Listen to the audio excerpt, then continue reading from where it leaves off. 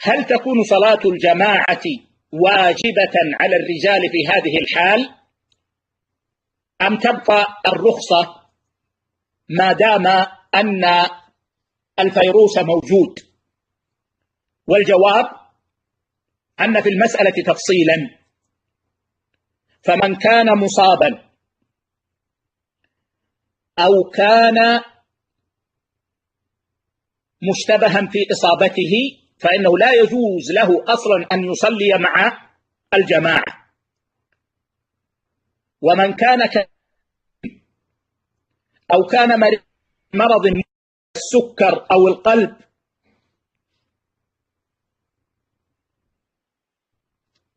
أو التهابات الجهاز الهضمي المزمنة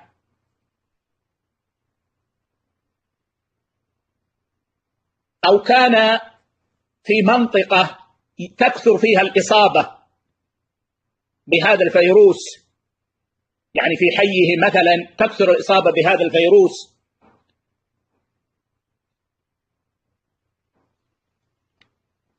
أو كان أهل المسجد الذي لا يوجد غيره لا يلتزمون بالاحترازات الصحية بل يتقاربون ولا يلبسون الكمامات ونحو ذلك، فهذا له رخصة أن يصلي في البيت. أما من لم يكن كذلك فإنه يجب عليه مع الجماعة له أن يصلي في البيت، ولا يجوز له مثلا أن يقول والله يا أخي أنا نفسي ما تطيب أن أصلي والصفوف غير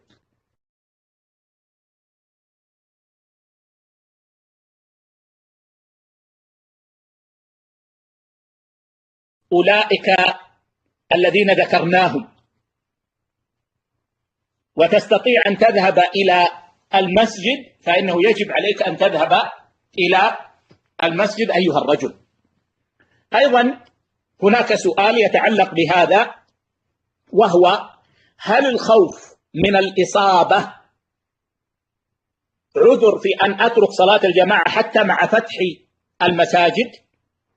والجواب أن هذا الخوف ليس له سبب معلوم قائم، والذي يحكم بهذا هم أهل الخبرة وأهل الاختصاص.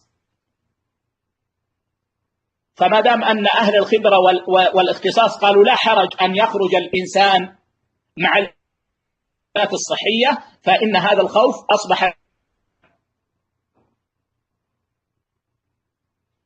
طيب لو أن أمي تخاف علي أو تخاف علي ويقول لا تذهب للمسجد أخاف عليك أن تصاب بهذا المرض، فإننا نقول إنه لا طاعة لمخلوق في معصية الخالق. فما دام أن أهل الاختصاص والجهات المختصة فتحوا المساجد وقالوا إنه لا حرج في الخروج إلى المساجد، فإنه يجب على الرجل أن يخرج إلى المسجد ما لم يكن من الفئات التي ذكرناها، وعليه أن يرضي والديه بغير ترك الواجب عليه.